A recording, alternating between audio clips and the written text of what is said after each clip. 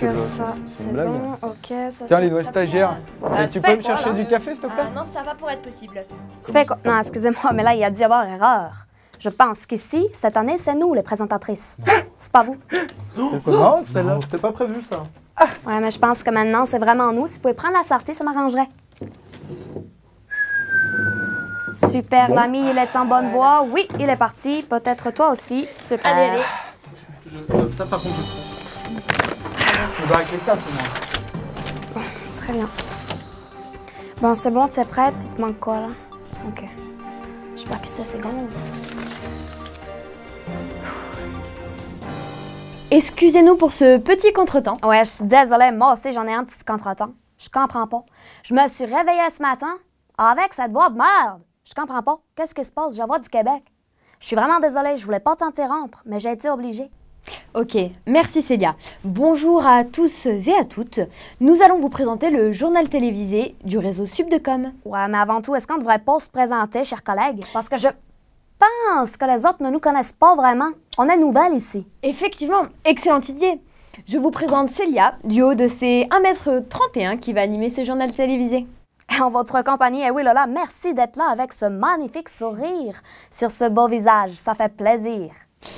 Au sommaire de ce journal télévisé, une rétrospective de l'année 2015 au sein des campus Subdecom. Ensuite, nous reviendrons sur la remise de diplôme et Charlotte nous parlera des Media Days. Sans oublier notre rubrique Techno Média Communication, où Fleur nous dévoilera le projet Kickstarter du tabouret Vergo. Et on finira sur une note plus urbaine, plus street, comme dit la jeunesse, avec la séquence Le trottoir sur Burger King.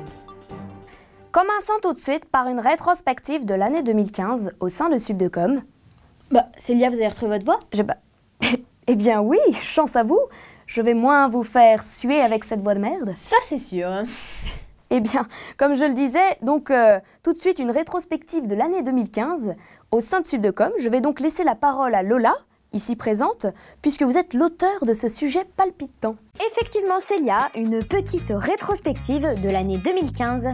Au niveau national, une campagne de pub cinéma a été réalisée. En voici le teaser. Au campus de Lyon, retrouvons Philippe Gadel, pour la présentation du livre 50 nuances de pub. Et nous voilà partis à Nantes, où le campus de Nantes a réalisé une magnifique cup song qui, comme son nom l'indique, est une chanson interprétée en s'accompagnant d'un instrument pour le moins original, un simple gobelet en plastique. Alors, à vos gobelets!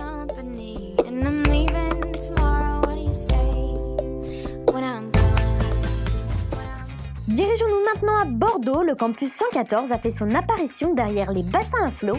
Flambant neuf et bourré de nouvelles technologies, le campus de 2200 m² fait l'unanimité des Bordelais.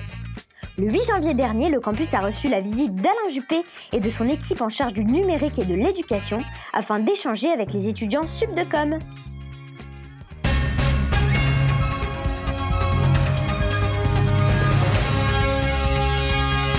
Pour finir en beauté, nous voilà sur le plateau du Petit Journal de Canal+, où nous retrouvons Manon du campus de Grenoble, qui présente l'édition du 16 janvier 2015. Et voilà, c'est fini pour l'année 2015. À l'année prochaine! Merci Lola pour ce sujet, vraiment très intéressant et palpitant. Je vous en prie.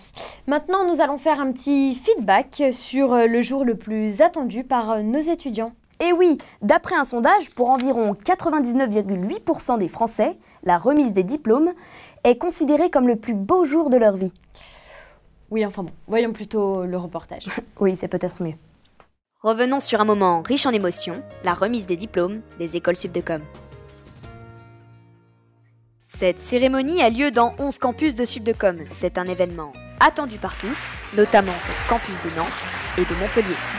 Qui dit événement exceptionnel dit salle exceptionnelle. Pour le campus de Lyon, la salle 3000 a été mise à contribution. Une salle grandiose, digne des plus grandes. La joie et la bonne humeur étaient au rendez-vous chez les étudiants qui attendaient avec impatience la célébration de leur réussite.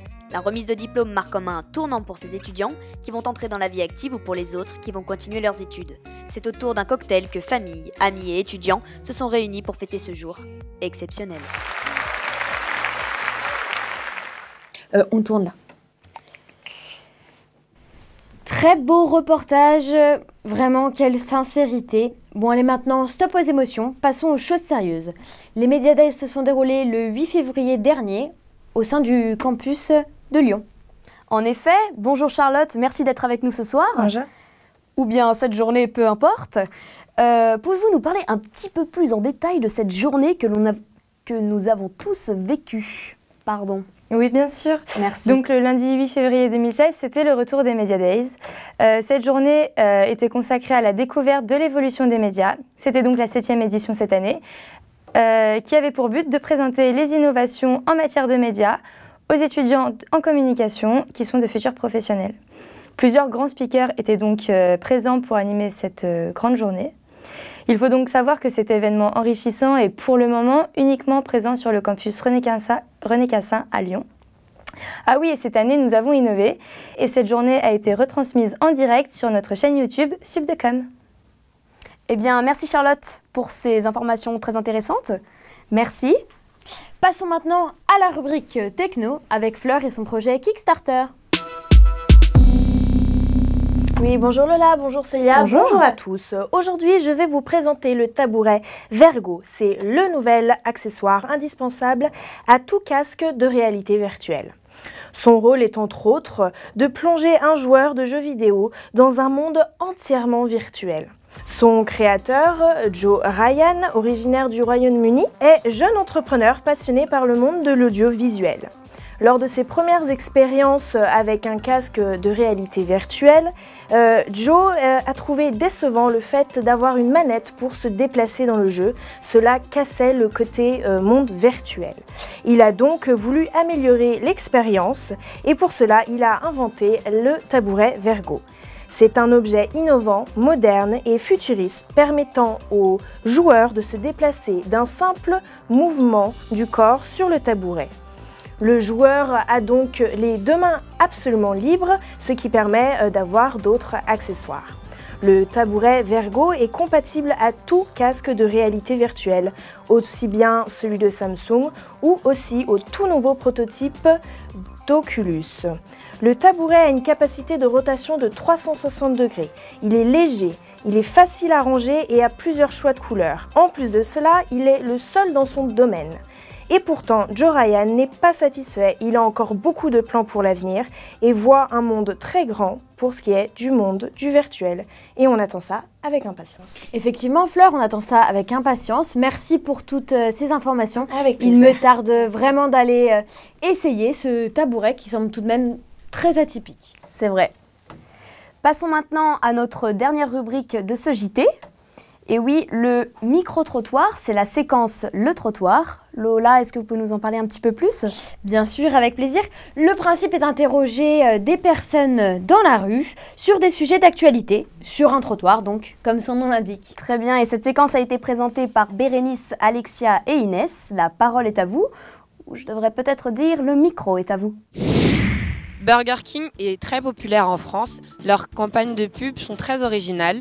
Alors on est allé dans la rue pour demander aux gens ce qu'ils pensaient de la nouvelle campagne de publicité à chaque nouvelle ouverture de Burger King. Que penses-tu de la campagne de communication de Burger King ? Je trouve que c'est une super idée. Les tweets, c'est une bonne idée, ça nous touche. Tout le monde a Twitter et je trouve que c'est vraiment une bonne idée de la part de Burger King. C'est vraiment une campagne qui se veut choc, jeune et dynamique. Je trouve que c'est une bonne campagne. Pourquoi ? Elle est efficace.